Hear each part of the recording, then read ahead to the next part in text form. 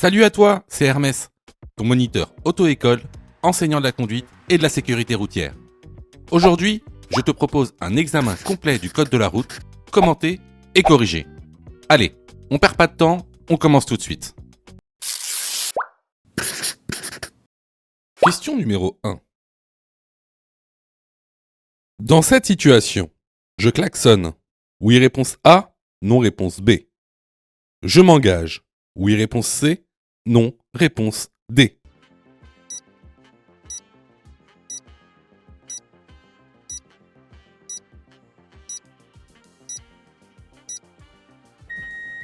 Alors là, on est dans une situation, on est sur une rue à double sens. Donc on voit une voiture blanche en feu de détresse et derrière une Twingo qui la dépasse. Alors je sais, vous allez me dire, mais la Twingo n'a pas le droit de dépasser la voiture blanche en détresse parce que c'est une rue à double sens et que moi je suis dans l'autre sens et que c'est une situation dangereuse. Oui, c'est vrai, mais c'est des situations qui se passent en situation réelle. Alors ici, qu'est-ce qu'on fait dans cette situation ? Surtout, on ne klaxonne pas. Pourquoi ? Parce qu'on est en agglomération et qu'il est interdit de klaxonner en agglomération, sauf danger imminent. Sauf danger imminent. Et ici, c'est pas un danger imminent, parce qu'on peut tout simplement s'arrêter, laisser passer la voiture qui dépasse, et ensuite reprendre son chemin. Donc ici, bien sûr, je ne m'engage pas, je laisse la voiture dépasser la voiture en feu de détresse, et ensuite, je continuerai mon chemin. Donc, les bonnes réponses ici sont les réponses B et D. Question numéro 2. La signalisation indique un passage à niveau. Réponse A, avec barrière. Réponse B, sans barrière.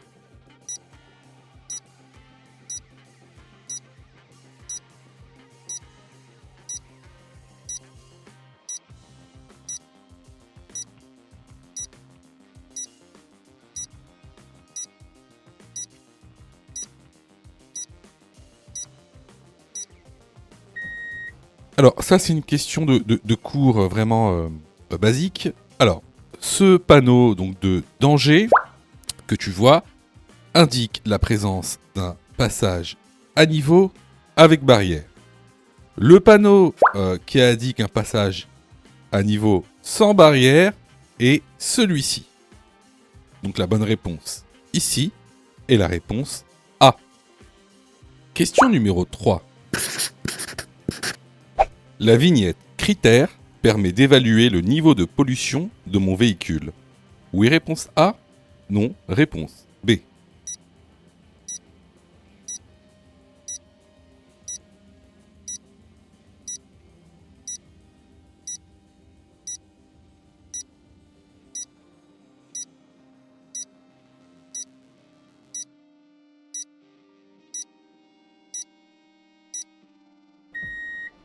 Alors, effectivement, les vignettes critères permettent donc d'évaluer le niveau de pollution d'un véhicule. Donc, ce niveau de pollution, il y en a 6.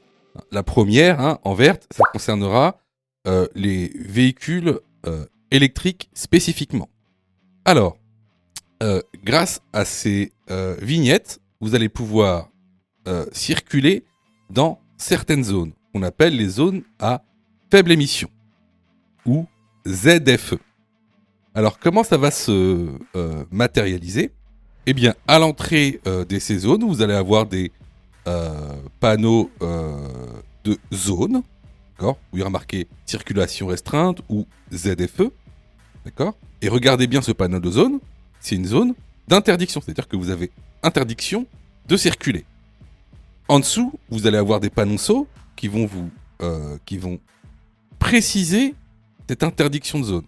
Par exemple, si on prend cet ensemble de panneaux, eh bien, la circulation sera restreinte, donc interdite, sauf, quand on regarde le panonceau, pour les poids lourds et les véhicules légers qui ont la vignette 1, 2, 3 et la vignette des véhicules électriques. Donc ici, la bonne réponse est la réponse Question numéro 4. Dans cette situation, réponse A, je maintiens ma vitesse. Réponse B, je ralentis et mets le pied devant le frein.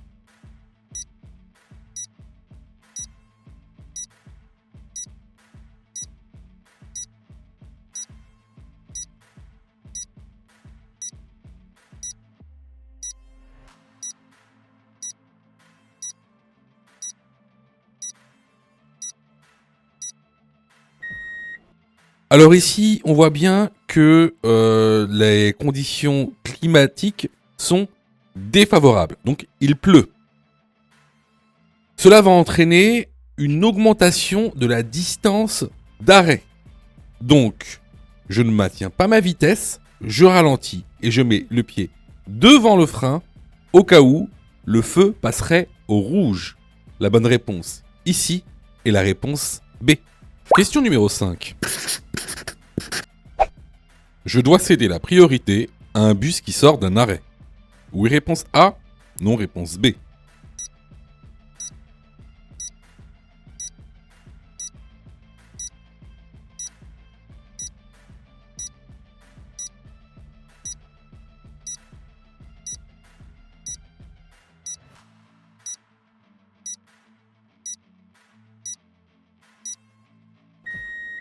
Alors, lorsqu'un bus sort d'un arrêt, il a la priorité. Donc, vous devez lui céder la priorité. Donc, la bonne réponse ici est la réponse A. Question numéro 6. Une femme enceinte, réponse A, est dans l'obligation de porter sa ceinture de sécurité. Réponse B, est autorisée à retirer sa ceinture de sécurité.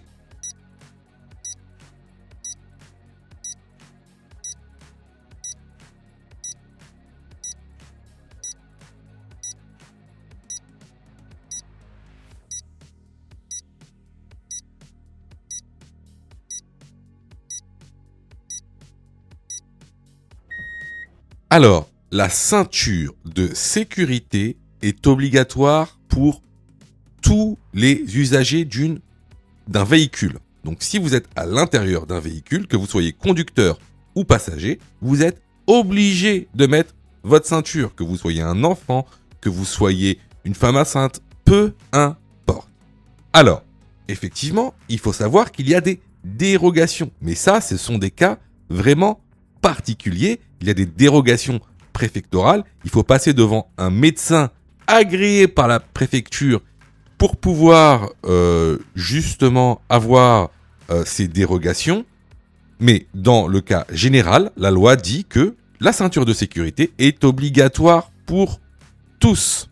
Donc ici, la bonne réponse est la réponse A. Question numéro 7. Je suis en période probatoire. Je dois équiper mon véhicule du disque A. Oui, réponse A. Non, réponse B.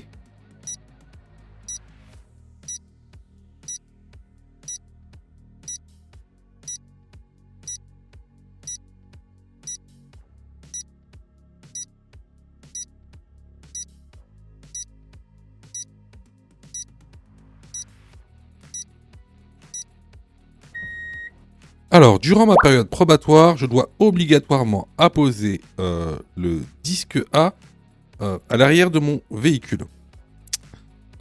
Si vous le faites pas, c'est une contravention de 2e classe et vous risquez une amende de 35 €. La bonne réponse ici est la réponse A. Question numéro 8. J'aborde un carrefour à sens giratoire. Réponse A. Je cède la priorité à gauche. Réponse B. Je cède la priorité à droite.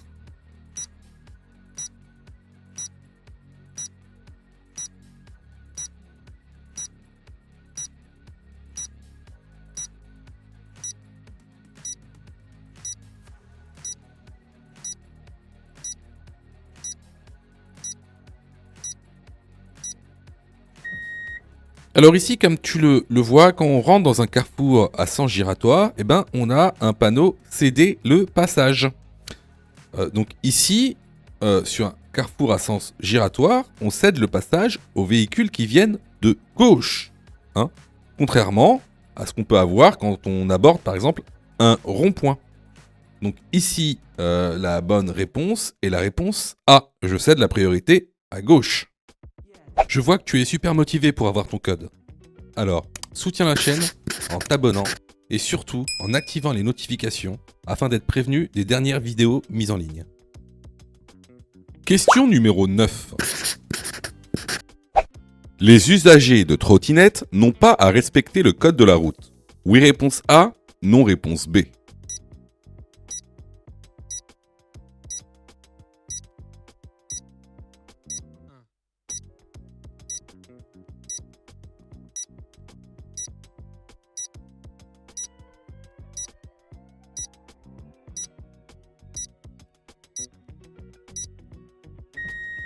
Alors si, évidemment, même les piétons doivent respecter le code de la route. Tous les usagers de la route doivent respecter le code de la route. La bonne réponse, ici, est la réponse B. Question numéro 10. Cette photographie montre un levier de vitesse. Réponse A, manuel. Réponse B, automatique.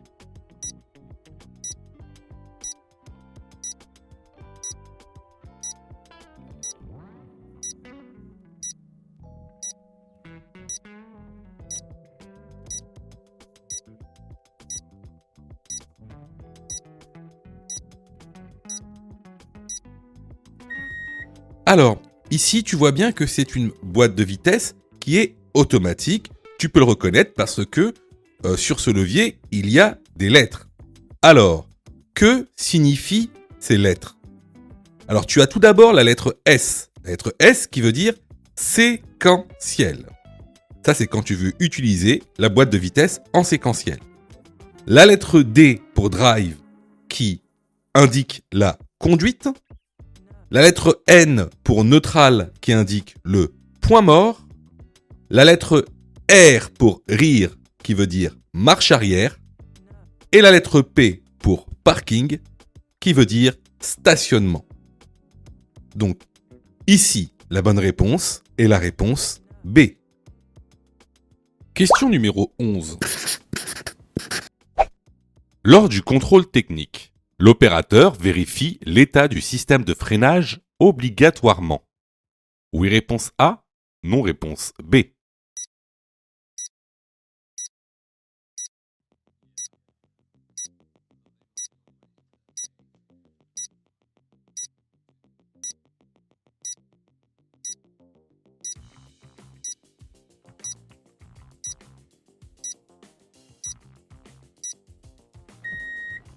Alors, qu'est-ce qui va se passer précisément durant un contrôle technique?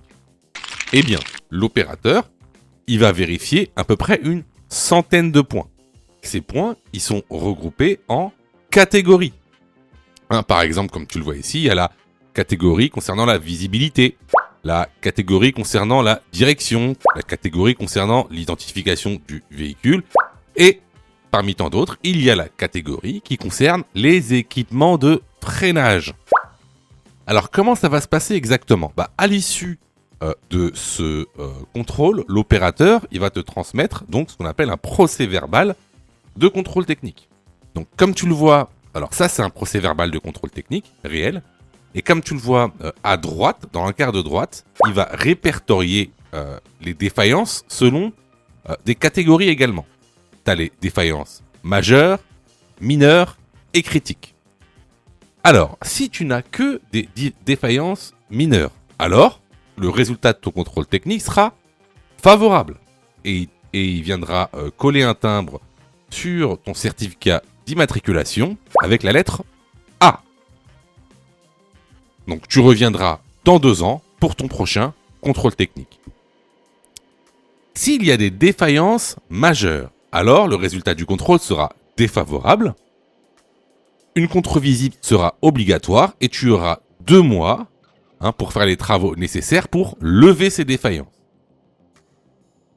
Et il apposera sur ta carte d'immatriculation un petit timbre avec la lettre S cette fois-ci. Alors, finalement, si tu as des défaillances critiques, alors là, ça va pas être pareil. Donc, le résultat du contrôle sera défavorable. Par contre, tu ne pourras pas utiliser ta voiture à partir de minuit, le jour du contrôle.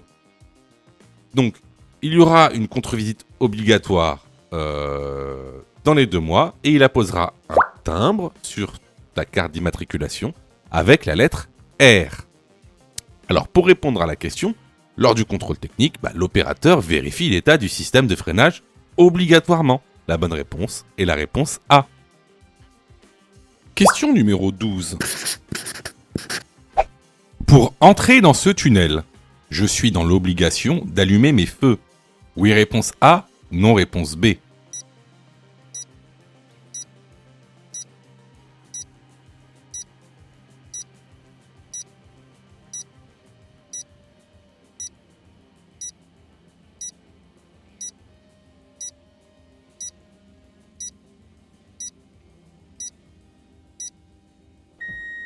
Alors oui, comme tu le vois ici, on a un panneau d'obligation qui indique « Allumez vos feux ». Je suis donc dans l'obligation d'allumer mes feux après ce panneau pour pouvoir entrer dans le tunnel. Les feux qu'on doit allumer, ce sont les feux de croisement. La bonne réponse ici est la réponse A. Question numéro 13. La fatigue augmente les risques d'accident. Oui, réponse A. Non, réponse B.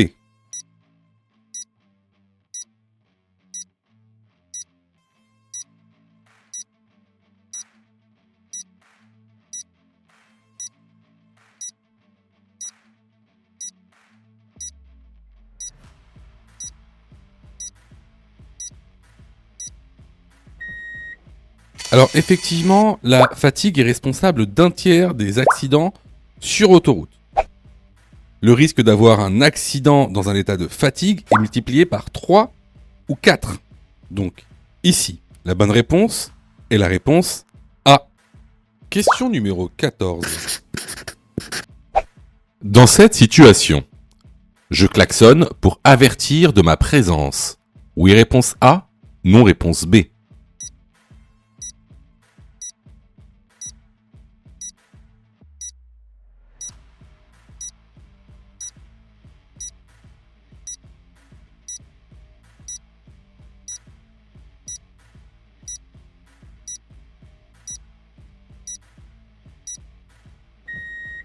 Alors, premièrement, il faut que tu saches qu'il est strictement interdit de klaxonner en agglomération, sauf danger imminent. Mais ce n'est pas le cas ici, il n'y a pas de danger imminent, on est sur une agglomération de nuit éclairée, donc ici, tout le monde me voit, je n'ai pas besoin d'avertir de ma présence.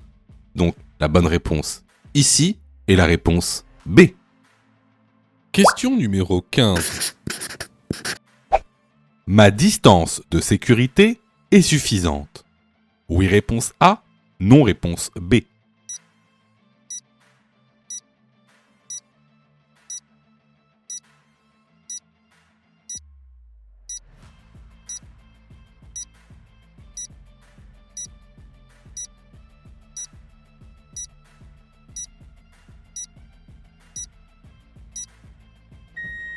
Alors, avant de répondre à cette question, il faut savoir ce que c'est que la distance de sécurité.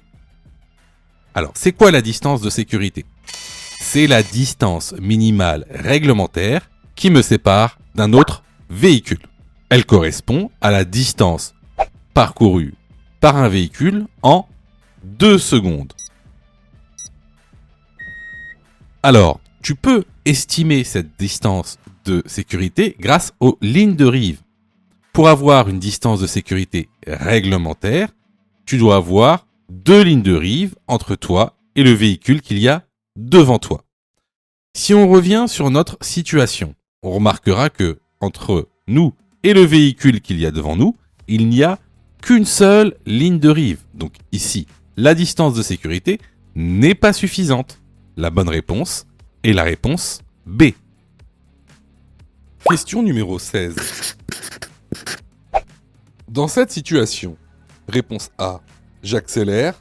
Réponse B, je cède le passage aux piétons.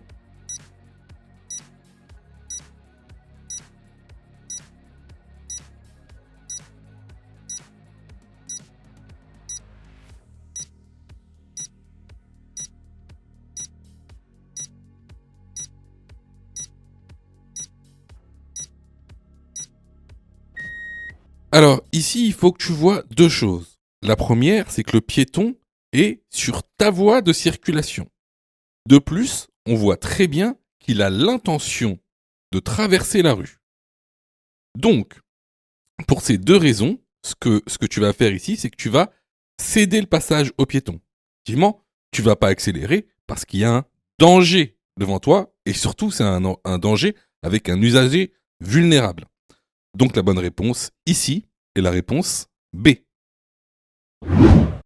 Sais-tu que Mon Code de la route est aussi une plateforme pédagogique qui te permet de passer ton examen du code à partir de seulement 9,90 €. Et on a même conçu, spécialement pour toi, un programme qui te permet d'obtenir ton code en un temps record. C'est le programme Mon Code en 10 jours. Avec un calendrier de révision personnalisé, un contenu pédagogique par thème conforme à la nouvelle réforme, des nombreux tests d'examen blanc issus de l'examen officiel, accessible sur smartphone, tablette et PC durant 1 an et en accès illimité. Et surtout, cette formation est 100% remboursée en cas d'échec à l'examen. Alors, si tu souhaites obtenir ton code du premier coup sans te ruiner et sans risque, rejoins notre programme en cliquant sur le lien en description de la vidéo. Pour ça, tu as juste à cliquer sur le lien en description et à choisir ta formule. Question numéro 17. Les rétroviseurs permettent de voir. Réponse A, en vision directe. Réponse B, en vision indirecte.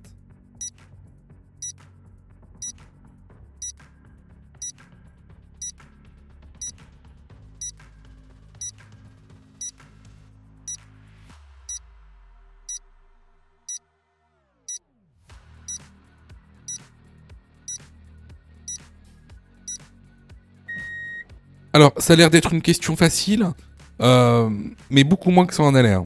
Surtout que c'est des notions très récurrentes dans les questions du code de la route. Alors, la vision directe, c'est quoi? La vision directe, c'est quand vous regardez quelque chose directement avec vos yeux. La vision indirecte, c'est quoi? C'est lorsque vous regardez quelque chose via l'intermédiaire d'un autre instrument. Donc ici, on est dans une voiture, donc les instruments, ça va être quoi? Ça va être tout ce qui est tous les miroirs, c'est-à-dire les rétroviseurs extérieurs et intérieurs. Donc les rétroviseurs, eux, permettent de voir en vision indirecte. La bonne réponse est la réponse B. Question numéro 18.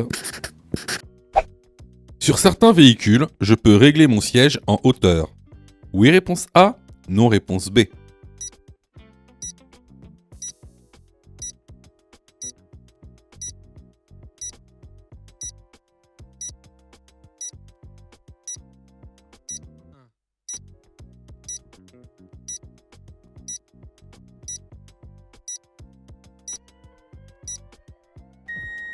Alors, n'oublie pas, pour une bonne installation, il faut être ni trop loin du volant et des pédales, ni trop près.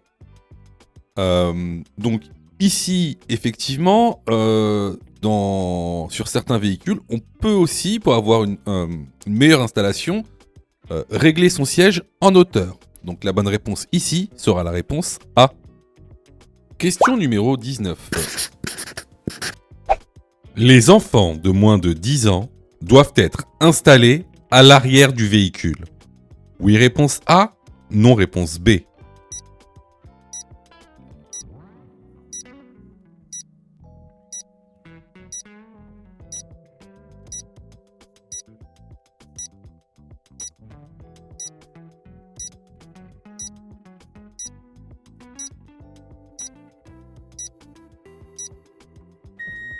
Alors, effectivement, les enfants de moins de 10 ans doivent être installés à l'arrière du véhicule dans des sièges adaptés à leur taille, leur corpulence et leur âge. À savoir qu'il existe bien sûr des exceptions à cette règle. Donc pour tout savoir sur la réglementation concernant les sièges enfants, je vous incite fortement à aller dans la formation car il y a très souvent des questions sur ce sujet lors de l'examen officiel du code de la route. Donc pour répondre à la question, les enfants de moins de 10 ans doivent bien être installés à l'arrière du véhicule. La bonne réponse est la réponse A. Question numéro 20. J'utilise le GPS. Je dois pas regarder l'écran, mais écouter les consignes. Oui, réponse A. Non, réponse B.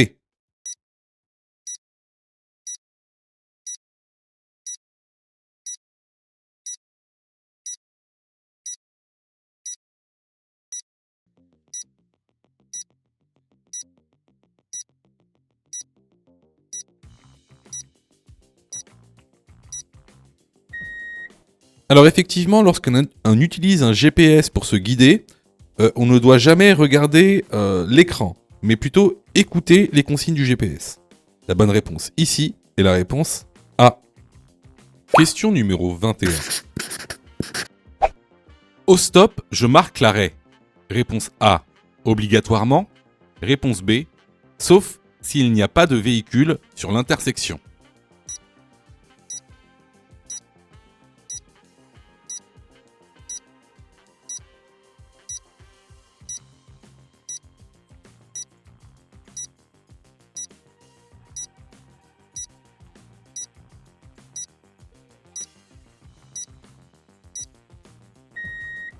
Alors, qu'il y ait des véhicules ou non à l'intersection, qu'il y ait du vent, qu'il neige, qu'il y ait un carnaval, tout ce que vous voulez, au stop, je dois obligatoirement marquer l'arrêt. Donc ici, la bonne réponse est la réponse A. Les vidéos sont totalement gratuites, donc abonne-toi pour aider la chaîne et surtout, active les notifications pour être prévenu des dernières vidéos et avoir ton code beaucoup plus rapidement. Question numéro 22. Je suis témoin d'un accident avec dommages corporels. Dans l'ordre, je dois réponse A, protéger, alerter, secourir. Réponse B, secourir, protéger, alerter.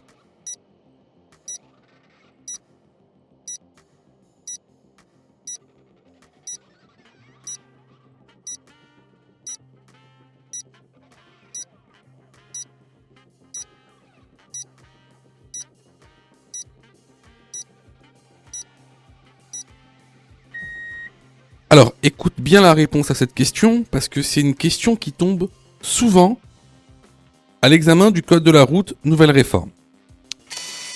Alors, lorsque tu es témoin d'un accident avec dommages corporels, tu dois, en premier lieu, protéger, en deuxième lieu, alerter, en troisième lieu, secourir. C'est ce qu'on appelle le pas.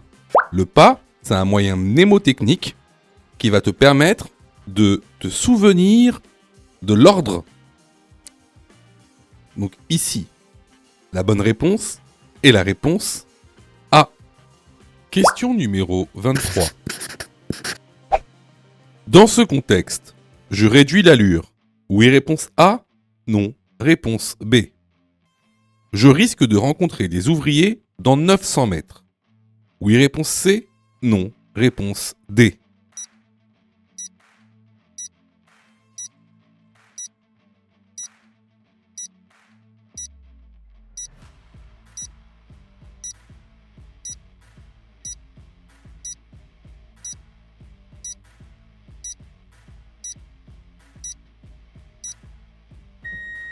Alors, regardez l'indication qu'il y a juste au-dessus. Donc, on a un panneau de danger avec des ouvriers. Et il est marqué en gros, travaux à 900 mètres, soyez prudents. Donc, effectivement, ici, je vais réduire l'allure parce que je vais rencontrer des véhicules et des ouvriers de manière assez évidente, vu qu'il y a des travaux. Donc, Ici, les bonnes réponses vont être les réponses A et C. Question numéro 24. Je peux m'arrêter sur le trottoir de gauche. Oui, réponse A. Non, réponse B. Je peux stationner sur le trottoir de gauche. Oui, réponse C. Non, réponse D.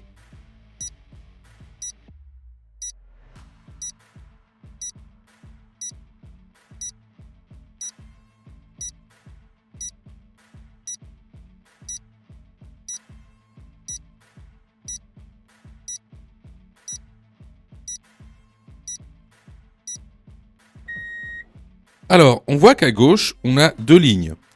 Donc, une ligne jaune pointillée qui indique que l'arrêt est autorisé et une ligne jaune continue qui indique qu'il est interdit de stationner et de s'arrêter. Alors, est-ce que je peux m'arrêter sur le trottoir de gauche ? Ben non, parce qu'on peut s'arrêter seulement dans notre sens de circulation. Or là, c'est une rue à double sens de circulation. Et est-ce que je peux stationner sur le trottoir de gauche ? Ben non, il y a une ligne jaune continue. Donc c'est totalement interdit. Les bonnes réponses, ici, sont les réponses B et D. Question numéro 25. Cette rue est à sens unique. Pour les véhicules motorisés, oui, réponse A, non, réponse B. Pour les cyclistes, oui, réponse C, non, réponse D.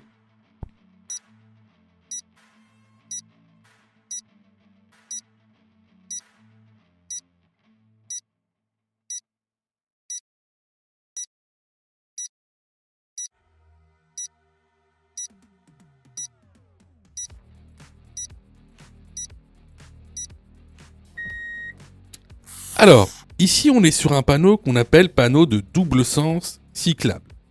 Alors, de quoi est composé ce panneau ? Tout d'abord, une flèche à droite, d'accord, et une flèche à gauche, en sens contraire, avec un vélo. Qu'est-ce qu'il veut dire ?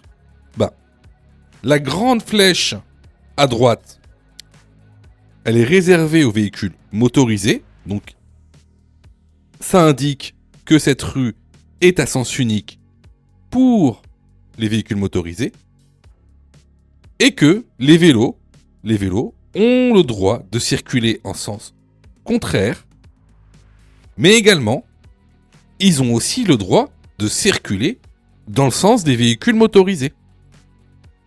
Qu'est-ce que ça veut dire concrètement ? En fait, comme le panneau l'indique, c'est un panneau de double sens cyclable. C'est-à-dire que les véhicules, les cyclistes peuvent circuler en double sens dans cette rue, mais pas les véhicules motorisés.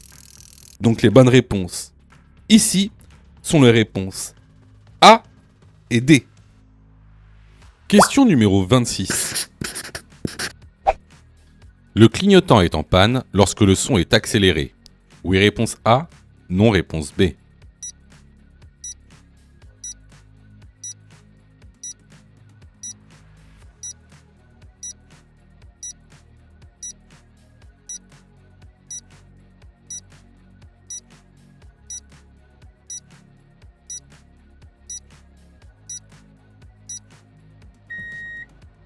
Alors, voici le son d'un clignotant qui marche correctement.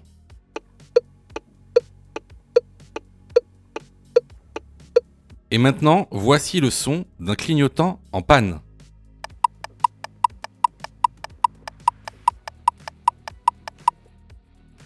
Donc vous remarquerez que le son est accéléré. Donc la bonne réponse ici est la réponse A. Question numéro 27. À la sortie du tunnel, j'abaisse le pare-soleil. Oui, réponse A. Non, réponse B.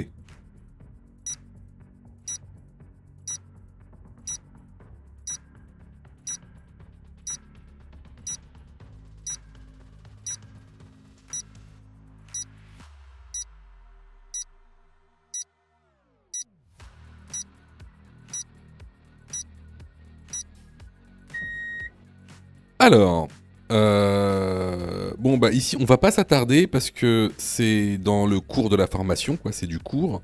Donc effectivement, à la sortie d'un tunnel, on a une différence de luminosité. Donc, on abaisse le pare-soleil. La bonne réponse est la réponse A. Question numéro 28.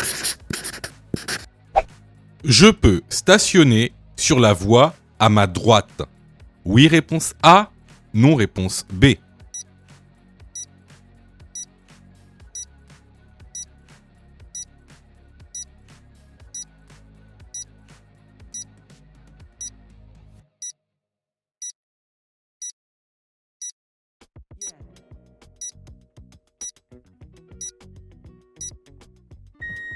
Alors, comme tu le vois, ici, la voie à droite est séparée par une ligne épaisse discontinue qui matérialise donc une voie réservée. C'est une voie réservée, donc ce n'est pas la tienne. Tu n'as pas le droit de stationner, ni même de t'arrêter sur cette voie. La bonne réponse ici est la réponse B. Question numéro 29. La signalisation indique A. Un virage dangereux. B. Un obstacle dangereux. C. Une intersection.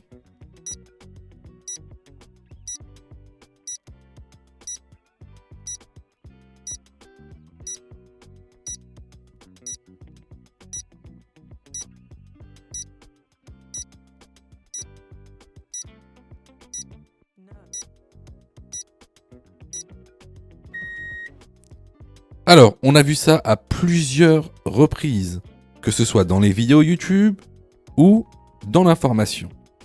Donc ici, en fait, c'est une question assez simple. Si vous vous trompez à cette question, c'est que vous ne connaissez pas vos panneaux, vos balises. Donc ici, on a le petit poteau bleu avec des bandes blanches. Donc ça, c'est une balise qui indique un obstacle. Ensuite, un peu plus loin, on a une autre balise blanche avec une tranche rouge. Cette balise-là, elle indique une intersection. Donc ici, les bonnes réponses sont les réponses B et C. Si tu aimes le contenu, alors prends quelques secondes pour liker la vidéo. C'est très important. Cela nous permet d'être mieux référencés et donc de te présenter encore plus de vidéos pour que tu puisses obtenir ton code le plus rapidement possible. Question numéro 30. Au passage piéton, je passe. Oui, réponse A. Non, réponse B.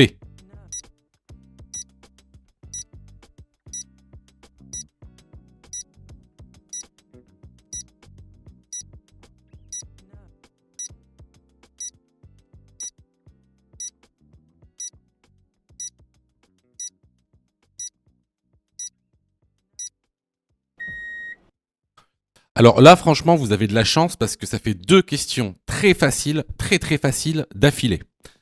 Alors ici, c'est évident. On a un passage piéton non protégé.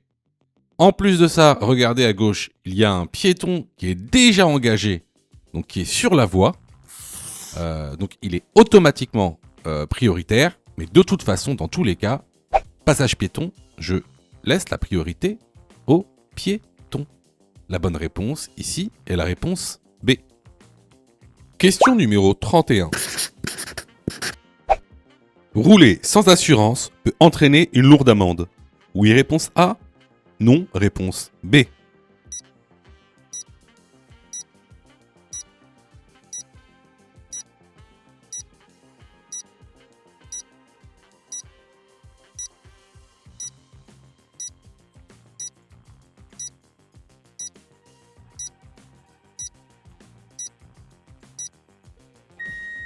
Alors, sachez que rouler sans assurance est un délit.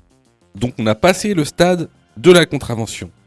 Ce délit vous sanctionne d'une amende forfaitaire de 500 €, à laquelle est ajouté 50% au profit du fonds de garantie. Au total, vous devrez payer 750 € pour ce délit. Si vous ne payez pas votre amende dans un délai de 45 jours, l'amende est majorée à 1000 € plus 50% au profit du fonds de garantie, soit 1500 €. La bonne réponse ici est la réponse A. Question numéro 32. Ces véhicules sont bien stationnés. Oui, réponse A. Non, réponse B.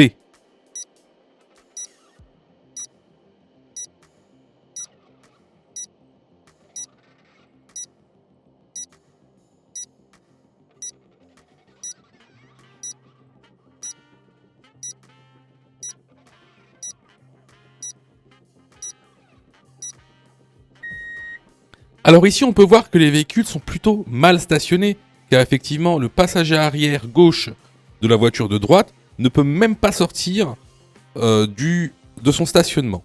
Donc ici, la bonne réponse est la réponse B. Alors, vous voyez, il y a beaucoup de gens, en fait, je sais, hein, je sais que vous vous êtes trompés. Enfin, beaucoup d'entre vous se sont trompés. Euh, je sais que vous passez beaucoup de temps à réviser votre code. Je le sais. Hein, sûrement que même vous avez une application gratuite. Mais vous savez, les applications gratuites, si c'est gratuit, ne pensez pas que vous allez avoir de la qualité. D'accord? Ne pensez pas ça. Hein, c'est pas pour rien qu'il y a 40% de taux d'échec. Quasiment la moitié des gens qui regardent cette vidéo vont rater leur code. Pas parce qu'ils n'ont pas travaillé, pas parce qu'ils sont nuls, parce que vous avez été mal formés. C'est pour ça que nous, on vous propose donc une plateforme de formation 100% dédiée au code de la route, réalisée par des professionnels, avec une méthodologie adéquate qui vous permettra d'avoir votre code de la route rapidement. En plus de ça, vraiment ça coûte pas cher. Vous pouvez commencer à vous former pour 9,90 €. Ça c'est la formule la plus basse. Sinon, vous pouvez même choisir la formule Mon code en 10 jours. Et avec cette formule, vous êtes 100% remboursé si vous ratez votre code. Simplement en envoyant la preuve de votre échec. Donc voilà, moi un petit conseil que je vous donne, surtout si vous êtes trompé à cette question, allez dans la plateforme, formez-vous correctement, vous allez voir, ça va bien se passer. Pour ça, tu as juste à cliquer sur le lien en description et à choisir ta formule. Question numéro 33. La pression des pneus doit être vérifiée. A. À chaud.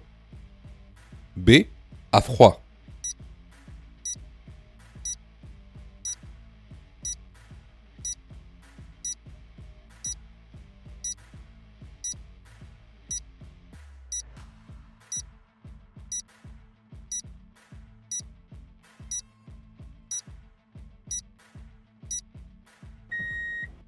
Alors, au niveau de votre portière, vous allez pouvoir observer une étiquette. Donc c'est une étiquette constructeur qui préconise la pression des roues. Pression des roues avant et arrière selon les charges. Ces pressions sont indiquées à froid. Hein, donc il faudra toujours vérifier la pression de vos pneus à froid. Alors, ce qui est aussi préconisé par les constructeurs, c'est toujours de rajouter à peu près 0,3 bar par rapport à ce qui est indiqué. Donc la bonne réponse est la réponse B. Question numéro 34. J'installe mon chien. Réponse A, à l'avant. Réponse B, à l'arrière.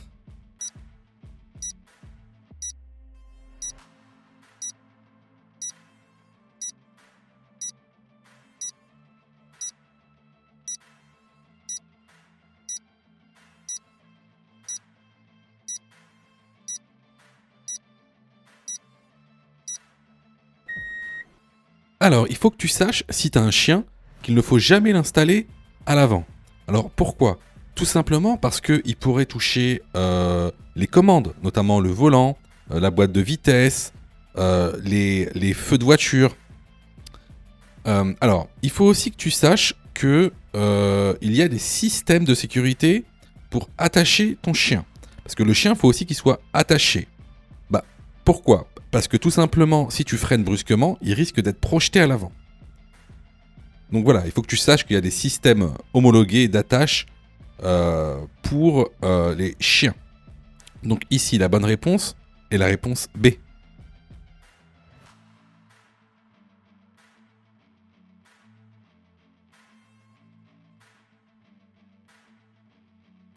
Question numéro 35. En ville, il est plus rapide d'effectuer un petit trajet à pied qu'en voiture. Oui, réponse A, non, réponse B.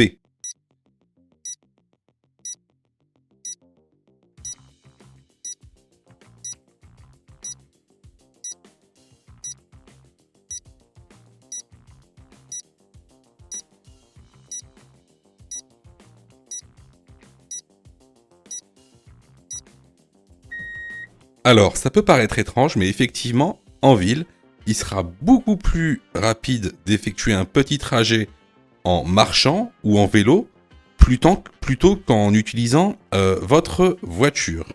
Donc la bonne réponse ici est la réponse A. Je vois que tu es super motivé pour avoir ton code. Alors, soutiens la chaîne en t'abonnant et surtout en activant les notifications afin d'être prévenu des dernières vidéos mises en ligne. Question numéro 36. Je ralentis. Réponse A, pour contrer la force centrifuge.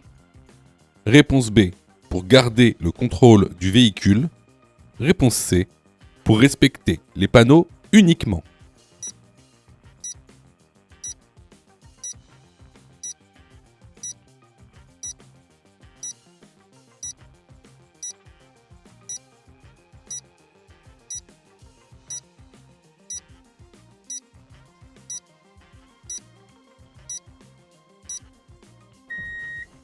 Alors là, on rentre dans une trajectoire courbe. Donc effectivement, on va ralentir pour contrer la force centrifuge afin de garder le contrôle du véhicule. Et pas seulement pour respecter les panneaux. Les bonnes réponses ici sont les réponses A et B. Question numéro 37. Je roule à 50 km/h. Mon allure est adaptée. Oui, réponse A. Non, réponse B.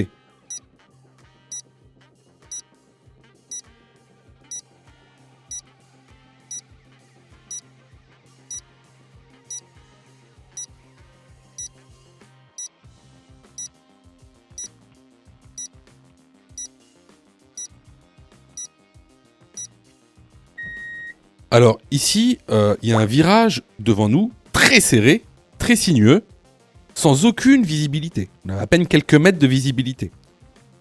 Donc ici, à 50 km/h, ça va être compliqué de prendre ce virage en sécurité. Et j'ai même envie de dire qu'ici, c'est un virage qu'on prend en deuxième.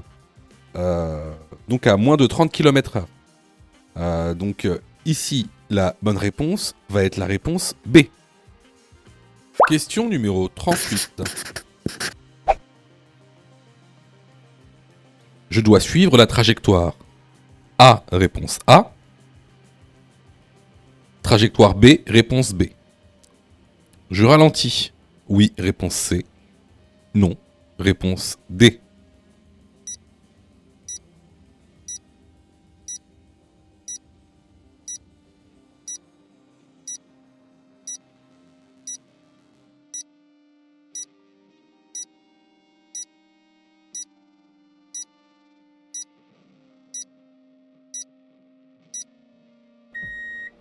Alors ici, on a deux trajectoires.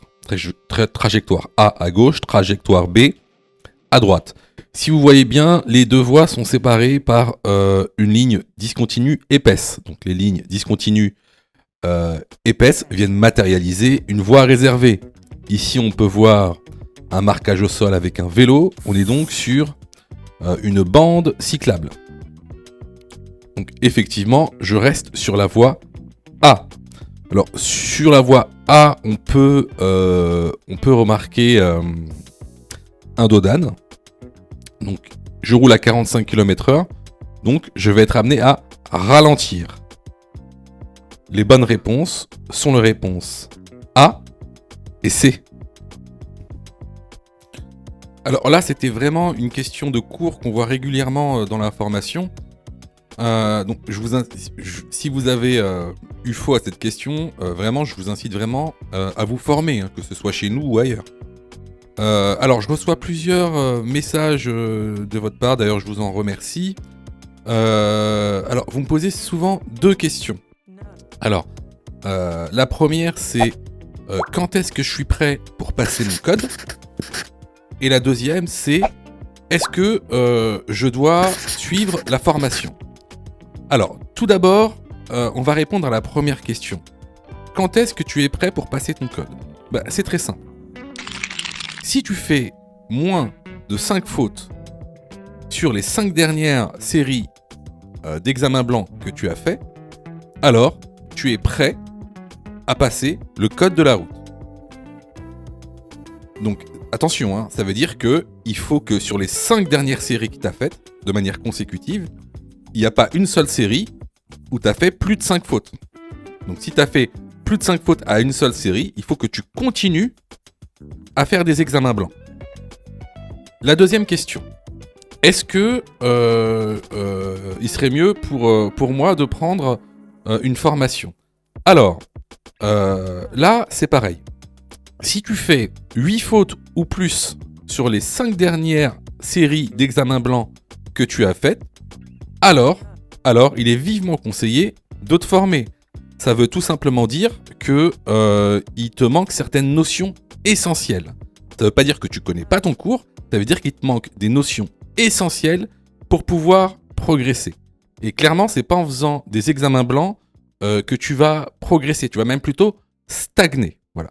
Donc si tu as fait 8 fautes ou plus sur l'une des 5 dernières séries que tu as faites, je te conseille vivement de te former. Surtout que on a mis en place donc une plateforme pédagogique qui répond vraiment à tous vos besoins. On a fait en sorte que tout le monde puisse se former au code de la route. Vous avez la formule standard, par exemple, qui est à 19,90 € par an.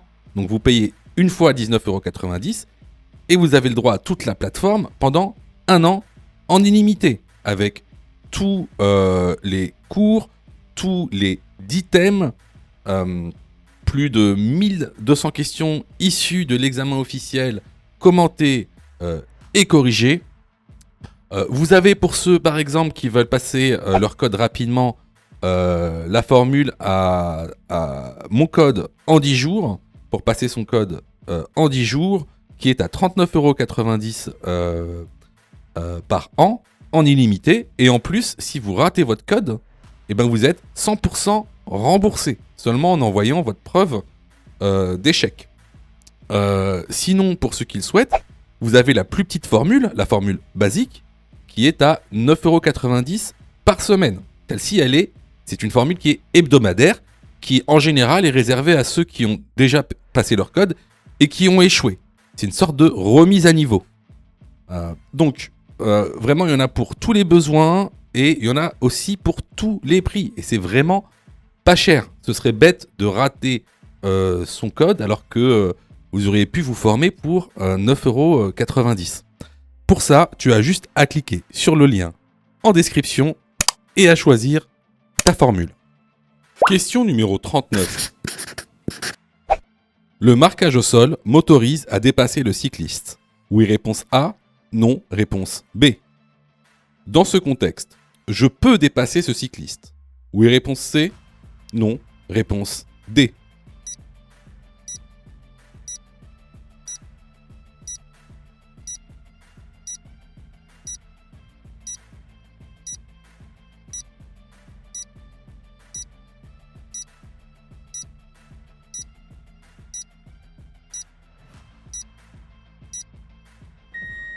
Alors ça c'est un point qu'on a vu à plusieurs reprises dans les vidéos YouTube et également donc dans l'information. Alors, est-ce que le marquage au sol m'autorise à dépasser le cycliste ? Comme vous le voyez ici, on a une ligne blanche. Donc, est-ce que lorsqu'on a une ligne blanche, on peut dépasser un cycliste ? Bon, la réponse est oui, mais à plusieurs conditions. Rappelez-vous, il y a une nuance entre franchissement et chevauchement. C'est-à-dire que là, vous pouvez dépasser le cycliste à condition que vous chevauchiez la ligne blanche. Donc, on va revenir donc, sur la notion de chevauchement et de franchissement. Là, par exemple, dans ces petites animations, voilà. vous pouvez dépasser le vélo si vous chevauchez la ligne. Par contre, si vous la franchissez, c'est-à-dire si les 4 roues sont à l'extérieur, alors ça c'est interdit. Par contre, si vous chevauchez, c'est-à-dire que vous avez toujours les 2 roues à l'intérieur de la voie, c'est ce qu'on appelle un chevauchement. Et donc là, pour le coup, c'est autorisé, même avec une ligne blanche. Ensuite, deuxième question. Dans ce contexte, est-ce que je peux dépasser ce cycliste ? Si vous regardez bien, lorsqu'on regarde au loin, on a un virage très serré. En fait, on a une très mauvaise visibilité de ce qui se passe à environ 50 mètres. D'ailleurs, si vous regardez bien, et ça aussi on l'a vu à plusieurs reprises, on a ce qu'on appelle des balises à chevrons. Donc ces balises à chevrons vous avertissent d'un virage dangereux. Donc ici, on ne peut pas dépasser le cycliste. Certes, on est autorisé à dépasser par le marquage au sol, mais dans ce contexte de manque de visibilité, on ne pourra pas dépasser le cycliste. Donc ici, les bonnes réponses sont les réponses A et D. Question numéro 40. Le rayon de braquage d'un bus est plus grand que celui d'une voiture. Oui, réponse A, non, réponse B.